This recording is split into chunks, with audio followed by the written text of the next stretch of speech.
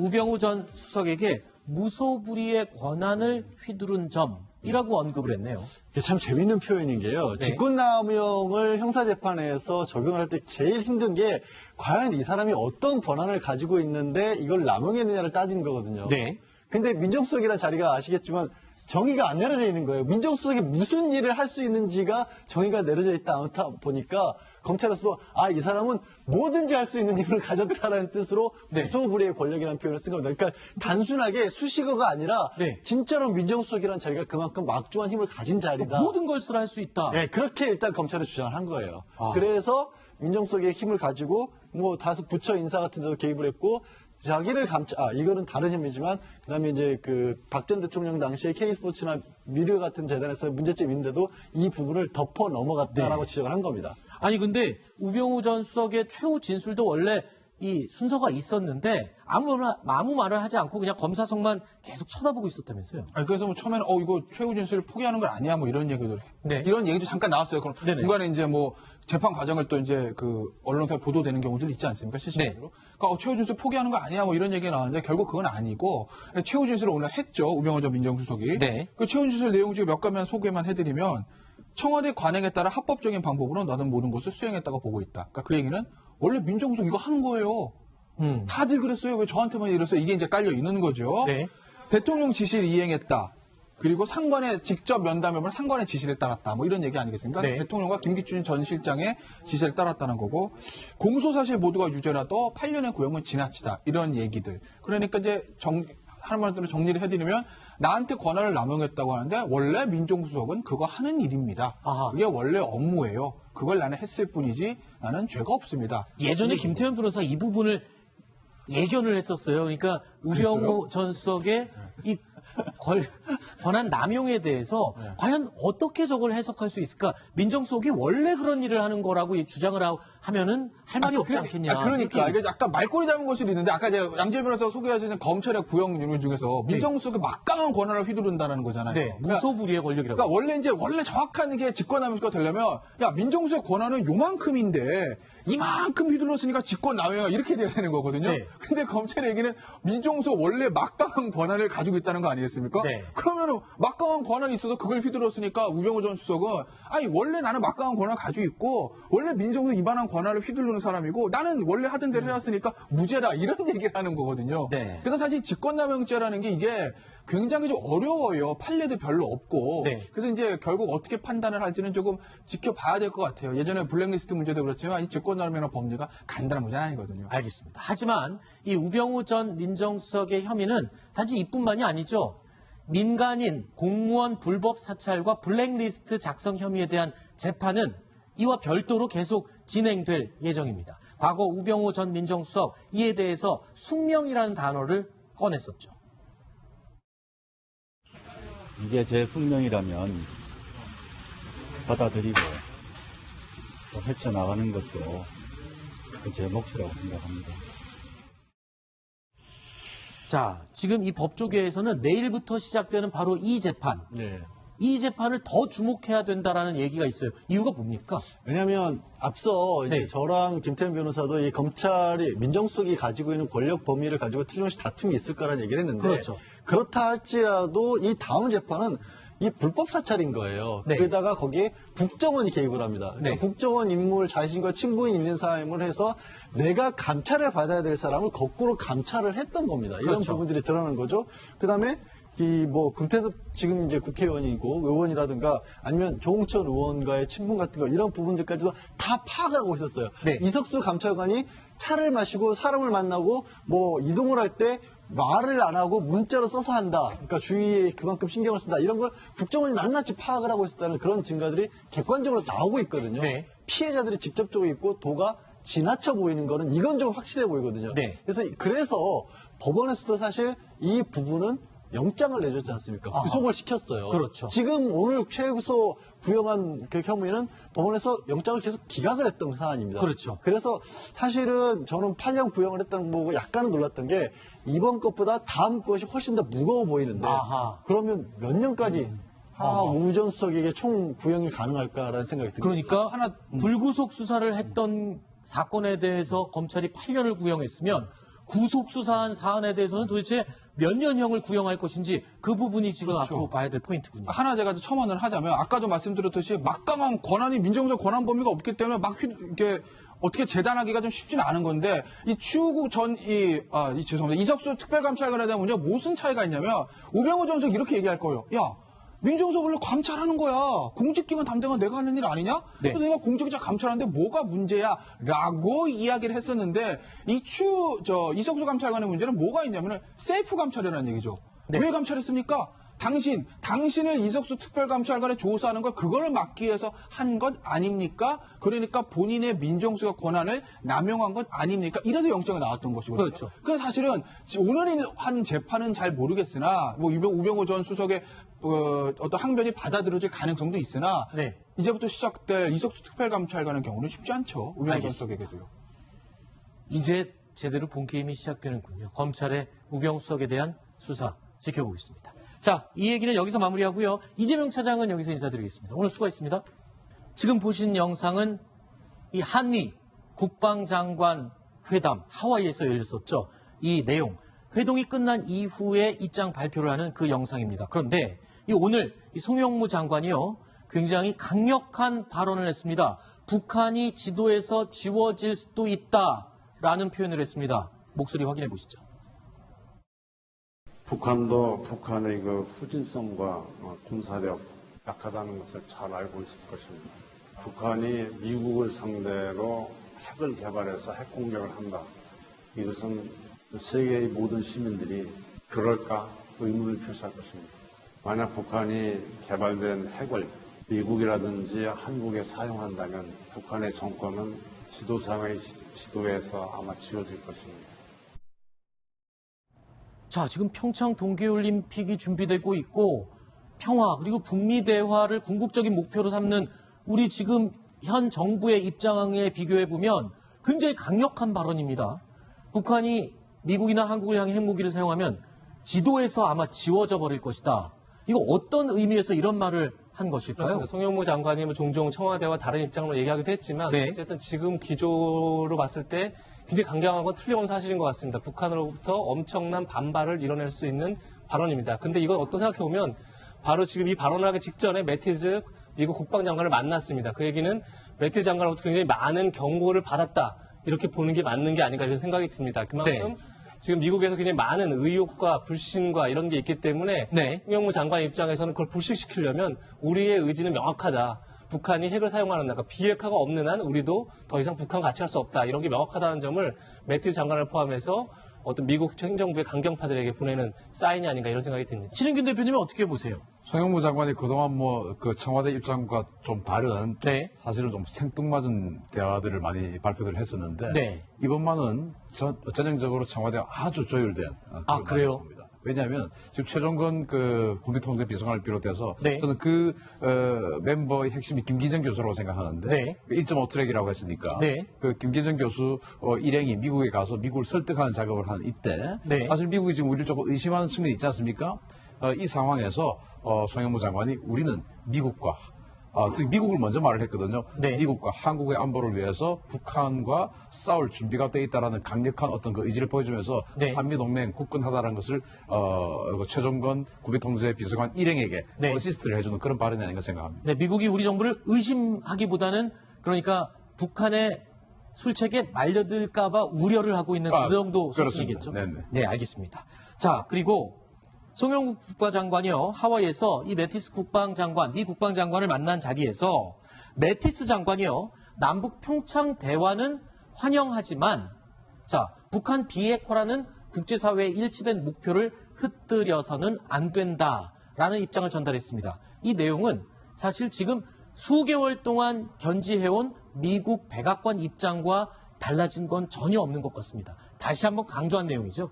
그렇습니다. 미국 지금 트럼프 행정부의 입장과 동일한 거죠. 네. 매티즈 장관 얘기를 또 들어보면 남북 간의 올림픽 대화만으로 중요한 문제를 해결하지 못한다는 사실을 망각하면 안 된다. 이런 얘기도 했습니다. 네. 다시 얘기해서 남북 지금 올림픽 대화가 중요한 문제, 결국 비핵화죠. 바로 갈 수는 없는 거다. 결국 우리 미국과 굳건한 한미 동맹 속에서 문제를 해결해야 된다. 이런 얘기를 여러 차례 강조했습니다. 네. 그러니까 지난번에 트럼프 대통령이 지금 남북 간의 대화가 시작된 것은 국제사회의 강력한 어떤 압박 때문이다라고 이야기를 했지 않습니까? 네. 그 인식이 이제 그대로 살아 있는 것이죠. 그렇기 때문에 현재 미국으로서는 이 남북 간의 대화를 통해서 이 비핵화 문제의 본질을 해결하기는 힘들 것이다라고 이제 보고 있는 것이고, 그렇기 때문에 더욱 강력한 대북 압박은 계속돼야 된다. 네. 그 입장을 여전히 이제 굳건하게 가지고 있다, 이렇게 봐야 될 것 같습니다. 네. 자, 이런 가운데요, 미 재무부가 올해 들어서 첫 대북 추가 제재를 또 발표했습니다. 지난해 대북 제재에서 한 걸음 더 들어가서 압박의 수준을 더 높였다는 시각인데, 당시 9월입니다. 지난해 9월 미 트럼프 대통령과 재무장관의 말을 다시 한번 확인해 보겠습니다. To target individuals, companies, financial institutions that finance and facilitate trade with North Korea. China, their central bank, has told their other banks to immediately stop doing business with North Korea.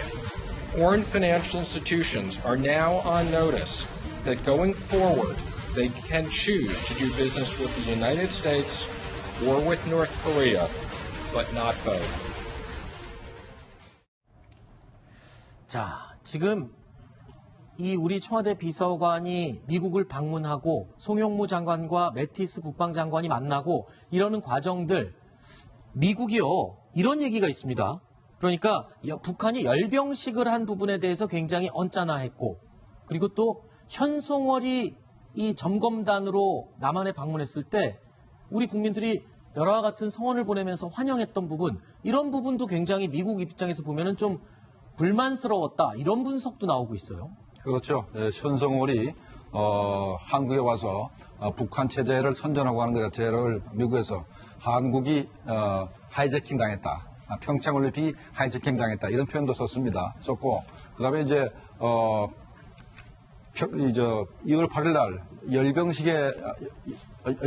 열병식 부분은 미국이 한미연합훈련을 연기했지 않습니까? 네. 올림픽 때문에. 그런데 북한이 날짜까지 바꿔가면서 2월 8일 날 열병식을 대경을 하는 것 자체가 어떻게 보면 미국보라는 거, 미국을 협박한 것이거든요. 네. 이게 단순히 그냥 열병식이 아니고 미국을 공갈 협박하기 위한 열병식이기 때문에 네. 기분이 나쁠 수밖에 없는 겁니다. 네. 자, 일단은 이런 가운데 미국이 뭔가 평창 동계올림픽까지는 좀 기다려주겠다라는 입장을 밝힌 가운데 추가 제재 조치를 발표를 하니까요, 북한에서는 지금 발끈하고 나섰습니다. 지금 평화 분위기에 왜 찬물을 끼얹느냐 하면서 미국을 향해서 비난의 수위를 높이고 있죠. 그렇습니다. 남북 해빙기를 맞으면 맞을수록 지금 미국에서는 오히려 이제 역작용처럼 네. 더 강경한 지금 기류가 흐르고 있고요. 미국 재무부는 다시 북한의 핵미사일 개발을 도왔다는 이유로 중국, 러시아 등 기관 9곳, 그리고 북한 선박 6척에 대해서 제재 명단을 또 추가했습니다. 결국 점점점 압박을 강화하겠다, 이런 트럼프 행정부의 기조는 뭐 틀림없는 사실인 것 같고요. 거기에 대해서 이제 북한도 굉장히 지금 반발을 하고 있죠. 북한은 미국의 단독 제재 노름이 우리를 압살하는 적대시 정책의 연장이다. 북미 사이의 교류 과정에 찬물을 끼얹지 말라, 이렇게 반발했는데, 결국 이렇게 양쪽이 점점 강경하게 가는 것도 어떻게 보면 북미 대화가 성사할 수 있는 하나의 방법이지 않을까, 이런 생각도 듭니다. 네. 과거에 그 한국전쟁 때 보면 휴전회담이 진행되고 있을 때, 네. 그 당시에 전투가 없었습니까? 휴전회담이 진행될 때 전투가 더 치열했습니다. 아하. 하나라도 고지를 차지하기 위해서 엄청난 사상자가 그때 발생했거든요. 네. 지금도 마찬가지로 이 비핵화라는 그 목표를 둘러싸고 지금 이 국제사회와 북한 간의 그 큰 강대강의 대치가 이어지고 있고, 그 속에서 작은 그 고지들을 점령하기 위한 전투가 아하. 물밑에서 보이지 않게 치열하게 펼쳐지고 있는 것이죠. 네.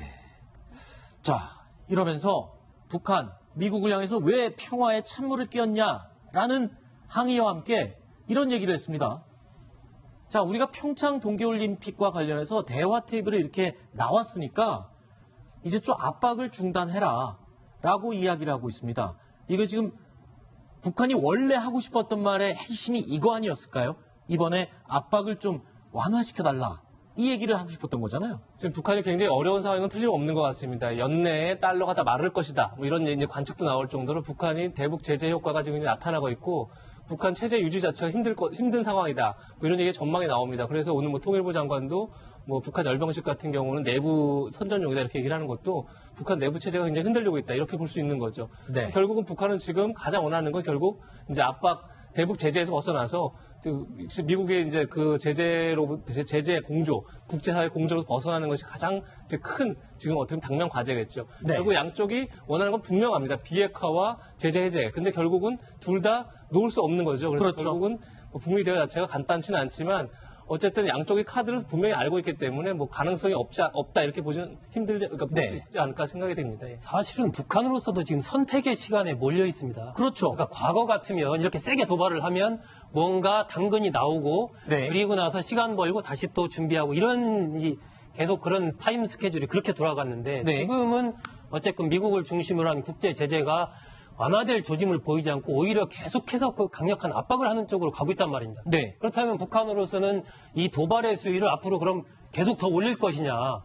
그 뒤에 어떤 일이 일어날 수 있는지 예측할 수가 없는 것이거든요. 그러니까 네. 북한으로서도 지금 대화의 어떤 물꼬를 잡고 대화로 나서느냐, 네. 아니면 더 강한 어떤 도발을 하느냐, 네. 이 선택의 순간이 이제 북한으로서 다가오고 있는 것입니다. 자, 북한 일단 평창 동계올림픽을 위한 대화 테이블에 나와 앉아 있고요. 또 북미 대화로 갈 수 있는지 여부에 기대를 아주 많이 갖게 하고 있습니다. 그렇다면 북한 내부에서는 지금 뭘 하고 있을까요?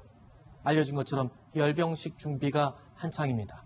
위성 사진으로 확인이 됐는데요. 이어지는 순위가 바로 이 내용을 짚어봤습니다. 이런 부분도 굉장히 미국 입장에서 보면은 좀 불만스러웠다 이런 분석도 나오고 있어요. 그렇죠. 현성월이 한국에 와서 북한 체제를 선전하고 하는 것 자체를 미국에서 한국이 하이제킹 당했다. 평창올림픽이 하이제킹 당했다. 이런 표현도 썼고 그다음에 이제 2월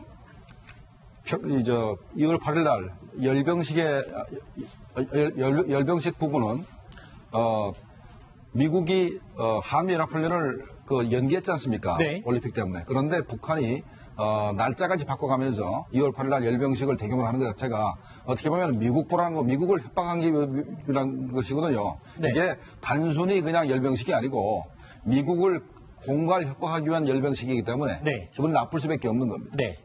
자, 일단은 이런 가운데 미국이 뭔가 평창 동계올림픽까지는 좀 기다려주겠다라는 입장을 밝힌 가운데 추가 제재 조치를 발표를 하니까요. 북한에서는 지금 발끈하고 나섰습니다. 지금 평화 분위기에 왜 찬물을 끼얹느냐 하면서 미국을 향해서 비난의 수위를 높이고 있죠. 그렇습니다. 남북 해빙기를 맞으면 맞을수록 지금 미국에서는 오히려 이제 역작용처럼 네. 더 강경한 지금 기류가 흐르고 있고요. 미국 재무부는 다시 북한의 핵미사일 개발을 도왔다는 이유로 중국, 러시아 등 기관 9곳 그리고 북한 선박 6척에 대해서 제재 명단을 또 추가했습니다. 결국 점점점 압박을 강화하겠다. 이런 트럼프 행정부의 기조는 뭐 틀림없는 사실인 것 같고요. 거기에 대해서 이제 북한도 굉장히 지금 이제 반발을 하고 있죠. 북한은 미국의 단독 제재 노름이 우리를 압살하려는 적대시 정책의 연장이다. 북미 사이의 교류 과정에 찬물을 끼얹지 말라 이렇게 반발했는데 결국 이렇게 양쪽이 점점 강경하게 가는 것도 어떻게 보면 북미 대화가 성사할 수 있는 하나의 방법이지 않을까 이런 생각도 듭니다. 네. 과거에 그 한국전쟁 때 보면 휴전회담이 진행되고 있을 때, 네. 그 당시에 전투가 없었습니까? 휴전회담이 진행될 때 전투가 더 치열했습니다. 아하. 하나라도 고지를 차지하기 위해서 엄청난 사상자가 그때 발생했거든요. 네. 지금도 마찬가지로 이 비핵화라는 그 목표를 둘러싸고 지금 이 국제사회와 북한 간의 그 큰 강대강의 대치가 이어지고 있고 그 속에서 작은 그 고지들을 점령하기 위한 전투가 아하. 물밑에서 보이지 않게 치열하게 펼쳐지고 있는 것이죠. 네. 자, 이러면서 북한, 미국을 향해서 왜 평화에 찬물을 끼얹냐라는 항의와 함께 이런 얘기를 했습니다. 자, 우리가 평창 동계올림픽과 관련해서 대화 테이블에 이렇게 나왔으니까 이제 좀 압박을 중단해라 라고 이야기를 하고 있습니다.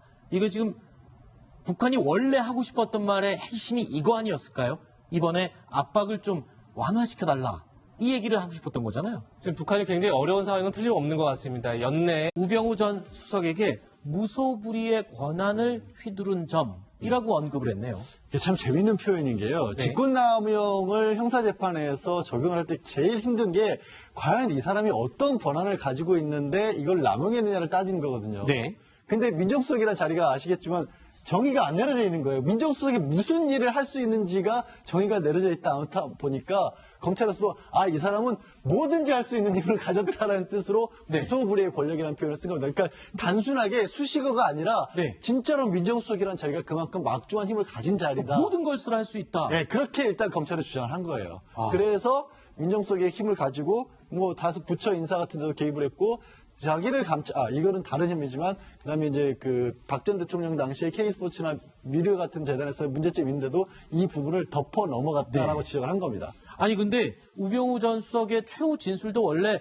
이 순서가 있었는데 아무 말을 하지 않고 그냥 검사석만 계속 쳐다보고 있었다면서요. 그래서 뭐 처음에는 이거 최후 진술을 포기하는 건 아니야 뭐 이런 얘기들 이런 얘기도 잠깐 나왔어요. 그럼 중간에 이제 뭐 재판 과정을 또 이제 그 언론사에 보도되는 경우들 있지 않습니까? 실시간으로. 그러니까 최후 진술 포기하는 거 아니야 뭐 이런 얘기가 나왔는데 결국 그건 아니고 최후 진술을 오늘 했죠. 우병우 전 민정수석이. 그 최후 진술 내용 중에 몇 가지만 소개만 해드리면 청와대 관행에 따라 합법적인 방법으로 나는 모든 것을 수행했다고 보고 있다. 그러니까 그 얘기는 원래 민정수석 이거 하는 거예요. 다들 그랬어요. 왜 저한테만 이랬어요? 이게 이제 깔려 있는 거죠. 대통령 지시를 이행했다. 그리고 상관의 직접 면담해보면 상관의 지시를 따랐다. 뭐 이런 얘기 아니겠습니까? 대통령과 김기춘 전 실장의 지시를 따랐다는 거고 공소사실 모두가 유죄라도 8년의 구형은 지나치다. 이런 얘기들. 그러니까 이제 하는 말대로 정리를 해드리면 나한테 권한을 남용했다고 하는데 원래 민정수석은 그거 하는 일입니다. 그게 원래 업무예요. 그걸 나는 했을 뿐이지 나는 죄가 없습니다. 예전에 김태현 변호사 이 부분을 예견을 했었어요. 그러니까 우병우 전 수석의 이 권한 남용에 대해서 과연 어떻게 저걸 해석할 수 있을까? 민정수석이 원래 그런 일을 하는 거라고 주장을 하면은 할 말이 없지 않겠냐. 그러니까 이게 약간 말꼬리 잡은 것이 있는데 아까 제가 양재 변호사가 소개하시는 검찰의 구형 유무 중에서 민정수석이 막강한 권한을 휘두른다는 거잖아요. 무소불위의 권력이라고. 그러니까 원래 정확한 게 직권남용수가 되려면 민정수석의 권한은 요만큼인데 이만큼 휘둘렀으니까 직권남용이야 이렇게 돼야 되는 거거든요. 근데 검찰의 얘기는 민정수석 원래 막강한 권한을 가지고 있다는 거 아니겠습니까? 그러면은 막강한 권한이 있어서 그걸 휘둘렀으니까 우병우 전 수석은 원래 나는 막강한 권한을 가지고 있고 원래 민정수석 이만한 권한을 휘두르는 사람이고 나는 원래 하던 대로 해왔으니까 무죄다 이런 얘기를 하는 거거든요. 그래서 사실 직권남용죄라는 게 이게 굉장히 좀 어려워요. 판례도 별로 없고. 그래서 이제 결국 어떻게 판단을 할지는 조금 지켜봐야 될 것 같아요. 예전에 블랙리스트 문제도 그렇지만 이 직권남용이나 법리가 간단한 문제는 아니고 쉽지 않죠. 우병우 전 수석에게도요. 이제 제대로 본 게임이 시작되는군요. 검찰의 우병우 수석에 대한 수사 지켜보겠습니다. 자, 이 얘기는 여기서 마무리하고요. 이재명 차장은 여기서 인사드리겠습니다. 오늘 수고했습니다. 지금 보신 영상은 이 한미 국방장관 회담 하와이에서 열렸었죠. 이 내용, 회동이 끝난 이후에 입장 발표를 하는 그 영상입니다. 그런데 오늘 송영무 장관이요, 굉장히 강력한 발언을 했습니다. 북한이 지도에서 지워질 수도 있다라는 표현을 했습니다. 목소리 확인해 보시죠. 북한도 북한의 그 후진성과 군사력 약하다는 것을 잘 알고 있을 것입니다. 북한이 미국을 상대로 핵을 개발해서 핵 공격을 한다. 이것은 세계의 모든 시민들이 그럴까 의문을 표시할 것입니다. 만약 북한이 개발된 핵을 미국이라든지 한국에 사용한다면 북한의 정권은 지도상의 지도에서 아마 지워질 것입니다. 자, 지금 평창 동계올림픽이 준비되고 있고 평화 그리고 북미 대화를 궁극적인 목표로 삼는 우리 지금 현 정부의 입장에 비교해 보면 굉장히 강력한 발언입니다. 북한이 미국이나 한국을 향해 핵무기를 사용하면 지도에서 아마 지워져 버릴 것이다.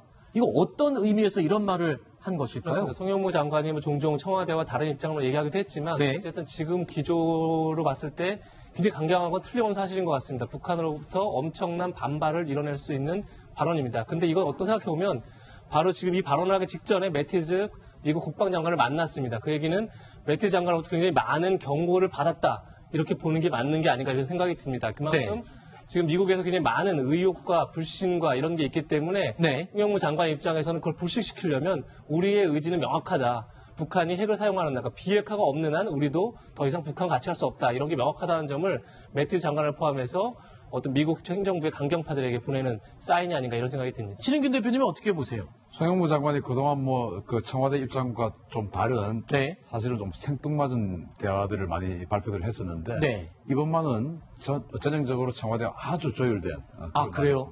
왜냐하면 지금 최종건 그 국민통제 비서관을 비롯해서 네. 저는 그 멤버의 핵심이 김기정 교수라고 생각하는데 네. 1.5 트랙이라고 했으니까 네. 그 김기정 교수 일행이 미국에 가서 미국을 설득하는 작업을 한 이때 네. 사실 미국이 지금 우리를 조금 의심하는 측면이 있지 않습니까? 이 상황에서 송영무 장관이 우리는 미국과 즉 미국을 먼저 말을 했거든요. 네. 미국과 한국의 안보를 위해서 북한과 싸울 준비가 돼 있다라는 강력한 어떤 그 의지를 보여주면서 네. 한미 동맹 굳건하다라는 것을 최종건 국민통제 비서관 일행에게 네. 어시스트를 해주는 그런 발언이 아닌가 생각합니다. 네, 미국 알겠습니다. 하지만 이 우병우 전 민정수석의 혐의는 단지 이뿐만이 아니죠. 민간인 공무원 불법 사찰과 블랙리스트 작성 혐의에 대한 재판은 이와 별도로 계속 진행될 예정입니다. 과거 우병우 전 민정수석 이에 대해서 숙명이라는 단어를 꺼냈었죠. 이게 제 숙명이라면 받아들이고 또 헤쳐나가는 것도 제 몫이라고 생각합니다. 자, 지금 이 법조계에서는 내일부터 시작되는 바로 이 재판. 이 재판을 더 주목해야 된다라는 얘기가 있어요. 이유가 뭡니까? 왜냐하면 앞서 이제 네. 저랑 김태현 변호사도 이 검찰이 민정수석이 가지고 있는 권력 범위를 가지고 틀림없이 다툼이 있을 거라는 얘기를 했는데 그렇죠. 그렇다 할지라도 이 다음 재판은 이 불법 사찰인 거예요. 네. 게다가 거기에 국정원이 개입을 합니다. 그러니까 네. 국정원 인물 자신과 친분이 있는 사람을 해서 내가 감찰을 받아야 될 사람을 거꾸로 감찰을 했던 겁니다. 이런 그렇죠. 부분들이 드러나는 거죠. 그다음에 금태섭 지금 이제 국회의원이고 의원이라든가 아니면 조홍천 의원과의 친분 같은 거 이런 부분들까지도 다 파악을 하고 있었어요. 네. 이석수 감찰관이 차를 마시고 사람을 만나고 뭐 이동을 할 때 말을 안 하고 문자로 써서 한다. 그러니까 주위에 그만큼 신경을 쓴다. 이런 걸 국정원이 낱낱이 파악을 하고 있었다는 그런 증거들이 객관적으로 나오고 있거든요. 네. 피해자들이 직접적으로 있고 도가 지나쳐 보이는 거는 이건 좀 확실해 보이거든요. 네. 그래서 법원에서도 사실 이 부분은 영장을 내줬지 않습니까? 아하. 구속을 시켰어요. 그렇죠. 지금 오늘 최소 구형한 그 혐의는 법원에서 영장을 계속 기각을 했던 사안입니다. 그렇죠. 그래서 사실은 저는 8년 구형을 했다는 거 보고 약간은 놀랐던 게 이번 것보다 다음 것이 훨씬 더 무거워 보이는데 아하. 그러면 몇 년까지 우 전 수석에게 총 구형이 가능할까라는 생각이 듭니다. 그러니까 불구속 수사를 했던 사건에 대해서 검찰이 8년을 구형했으면 구속 수사한 사안에 대해서는 도대체 몇 년형을 구형할 것인지 그 부분이 지금 앞으로 봐야 될 포인트군요. 하나 제가 첨언을 하자면 아까도 말씀드렸듯이 막강한 권한이 민정수석 권한 범위가 없기 때문에 이렇게 어떻게 재단하기가 좀 쉽지는 않은 건데 이 추구 전 죄송합니다. 이석수 특별감찰관에 대한 문제가 무슨 차이가 있냐면 우병우 전 수석 이렇게 얘기할 거예요. 야, 민정수석 원래 감찰하는 거야. 공직기관 담당은 내가 하는 일 아니냐? 네. 그래서 내가 공직자 감찰하는데 뭐가 문제야? 라고 이야기를 했었는데 이석수 감찰관의 문제는 뭐가 있냐면 세이프 감찰이라는 얘기죠. 네. 왜 감찰했습니까? 당신을 이석수 특별감찰관에 조사하는 걸 그걸 막기 위해서 한 것 아닙니까? 그러니까 본인의 민정수석 권한을 남용한 것 아닙니까? 이래서 영장이 나왔던 것이거든요. 그렇죠. 그래서 사실은 오늘 한 재판은 잘 모르겠으나 뭐 우병우 전 수석의 어떤 항변이 받아들여질 가능성도 있으나 네. 이제부터 시작될 이석수 특별감찰관의 경우 북이 우리 정부를 의심하기보다는 그러니까 북한의 술책에 말려들까봐 우려를 하고 있는 그 정도 수준이겠죠. 그렇습니다. 네, 알겠습니다. 자, 그리고 송영국 국방장관이요. 하와이에서 이 매티스 국방장관, 미 국방장관을 만난 자리에서 매티스 장관이요. 남북 평창 대화는 환영하지만 자, 북한 비핵화라는 국제사회의 일치된 목표를 흩뜨려서는 안 된다라는 입장을 전달했습니다. 이 내용은 사실 지금 수개월 동안 견지해온 미국 백악관 입장과 달라진 건 전혀 없는 것 같습니다. 다시 한번 강조한 내용이죠. 그렇습니다. 미국 지금 트럼프 행정부의 입장과 동일한 거죠. 네. 매티스 장관 얘기를 또 들어보면 남북 간의 올림픽 대화만으로 중요한 문제를 해결하지 못한다는 사실을 망각하면 안 된다. 이런 얘기도 했습니다. 네. 다시 얘기해서 남북 지금 올림픽 대화가 중요한 문제, 결국 비핵화죠. 바로 갈 수는 없는 거다. 결국 우리 미국과 굳건한 한미 동맹 속에서 문제를 해결해야 된다. 이런 얘기를 여러 차례 강조했습니다. 네. 그러니까 지난번에 트럼프 대통령이 지금 남북 간의 대화가 시작된 것은 국제사회의 강력한 어떤 압박 때문이다라고 이야기를 했지 않습니까? 네. 그 인식이 이제 그대로 살아 있는 것이죠. 그렇기 때문에 현재 미국으로서는 이 남북 간의 대화를 통해서 이 비핵화 문제의 본질을 해결하기는 힘들 것이다. 라고 이제 보고 있는 것이고 그렇기 때문에 더욱 강력한 대북 압박은 계속돼야 된다. 네. 그 입장을 여전히 이제 굳건하게 가지고 있다 이렇게 봐야 될 것 같습니다. 네. 자, 이런 가운데요, 미 재무부가 올해 들어서 첫 대북 추가 제재를 또 발표했습니다. 지난해 대북 제재에서 한 걸음 더 들어가서 압박의 수준을 더 높였다는 시각인데, 당시 9월입니다. 지난해 9월 미 트럼프 대통령과 재무장관의 말을 다시 한번 확인해 보겠습니다. To target individuals, companies, financial institutions that finance and facilitate trade with North Korea. China, their central bank, has told their other banks to immediately stop doing business with North Korea. Foreign financial institutions are now on notice that going forward, they can choose to do business with the United States or with North Korea, but not both. 자, 지금 이 우리 청와대 비서관이 미국을 방문하고 송영무 장관과 매티스 국방장관이 만나고 이러는 과정들, 미국이요, 이런 얘기가 있습니다. 그러니까 북한이 열병식을 한 부분에 대해서 굉장히 언짢아했고, 그리고 또 현송월이 이 점검단으로 남한에 방문했을 때 우리 국민들이 열화와 같은 성원을 보내면서 환영했던 부분,